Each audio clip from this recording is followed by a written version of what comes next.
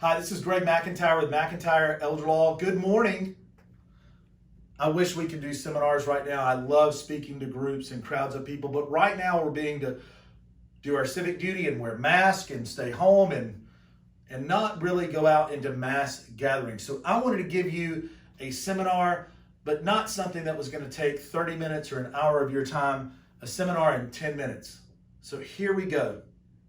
Normally we sit down and we do a 45-minute seminar. We do question and answer. Please feel free to send me your questions at the end of this seminar. You can list your questions in comments or message me directly if you want to private message me, and I'd be glad to address any of your questions or concerns. Also, for watching this seminar, we're offering a free consult. So you can go to mcelderlaw.com/free consult to sign up for your free consult. That's mcelderlaw.com/free consult.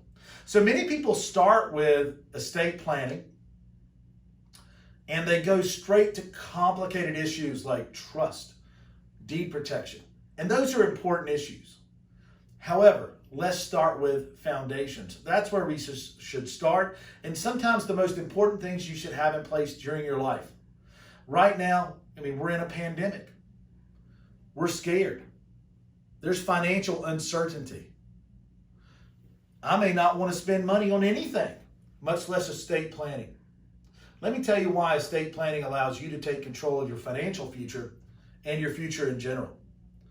If, heaven forbid, I became incompetent or incapacitated because of accident, illness, or injury, my wife, if I didn't have a financial power of attorney in place, a general durable power of attorney, would have no way to manage our assets, to do anything with real estate. So the first thing that's important for us to get in place is that financial power of attorney. A financial power of attorney also avoids having her have to go after guardianship for me through the courts, and the courts being in control of our assets. Second, we want to put substitute players or subs in there to come in and play our position as our agents for each other. So if my wife can't handle my affairs because we're in a mutual accident, or maybe she passes away before I do, then I want to make sure our oldest son, for example, can come in and step into that role. So on each of these positions, for agents for powers of attorney, for executors and wills, we want to have a substitute. So the second estate planning document, foundational document we'll talk about, is healthcare power of attorney. It's extremely important you have a healthcare power of attorney in place. It could be the most important, could be argued that it's more important than the general durable power of attorney, than the financial power of attorney, because it's making important healthcare decisions for you, but only when you cannot make your own healthcare decisions for yourself. So when I'm incompetent or incapacitated, I'm unable to make those healthcare decisions, who's the one person I want to appoint to make important decisions for me? And I say one person for an important reason. I have 6 children. You may have children. It's hard for them to reach the same decision. Sometimes they argue about decisions, important or not. And I don't want to lay there suffering or not having a decision made that needs to be made in a snap decision, or in the moment. It needs to be a quick decision because I didn't appoint one of them to be the quarterback to huddle up the family, make a decision, and then run in that play to the doctor and the hospital and the medical staff.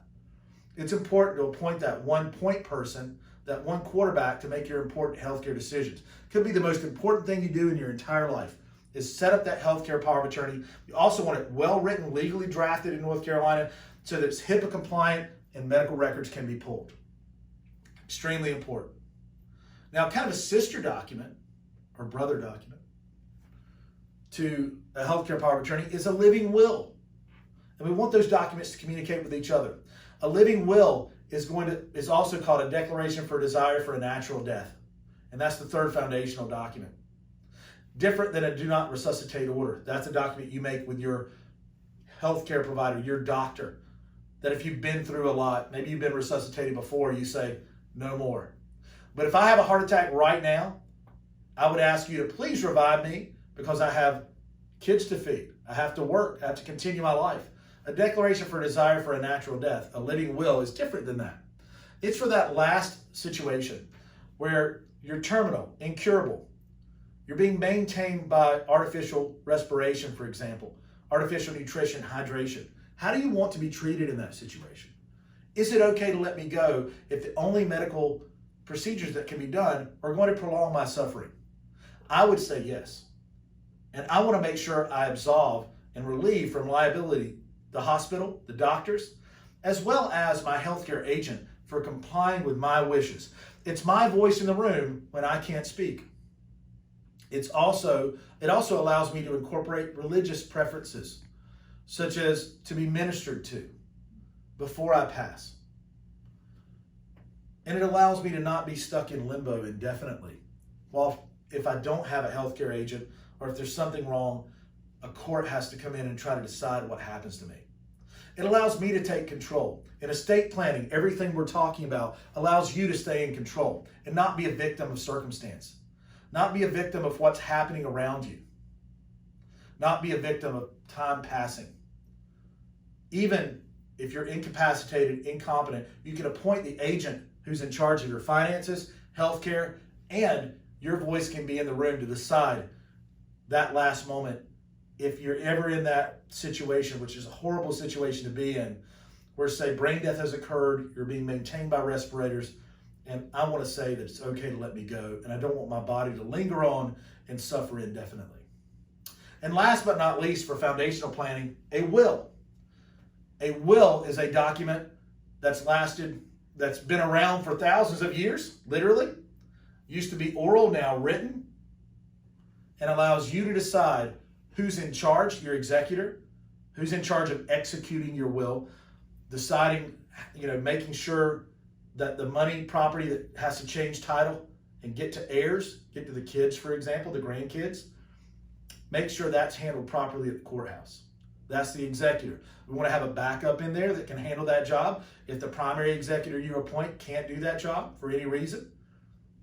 Also, it allows you to appoint who gets money and property, or designate who gets money and property as a bequest. Who's an heir of the estate? You may want your husband, your wife to get everything first, and then secondarily, your children. You may want to set aside some for grandchildren. You may want to say that, we want to designate some to go into trust just in case someone is not 18, or we want to make sure we set out money in discretionary trust coming out of the will to make sure college is paid for, and that we don't distribute, that what could be a blessing doesn't become a curse by cursing a young person with too much money. And you may have seen that happen to young people before, where they had too much too early, before they had the advantage of life experience and education to help guide them through that, through how to properly spend the money you gave them. So general durable power of attorney, healthcare power of attorney, living will, and will, extremely important to have. Foundations are extremely important. A house built on sand shall fall. So you want a firm foundation, and then we can start stacking on things like deed protection, like a life estate deed or ladybird deed, to fully protect your house against a Medicaid recovery in case you need long-term care and Medicaid has to pay. Also, not accountable asset transfer for the ladybird deed that can protect the home. Or we might want to look at trust to put liquid assets, retirement assets, to place the home or any other real estate in a trust. We may want that trust to be irrevocable so that it's not accountable asset for a Medicaid recovery and Medicaid qualification. If we want Medicaid, or maybe that's a possibility, they might have to come in and pay for long-term care or assisted living later in life.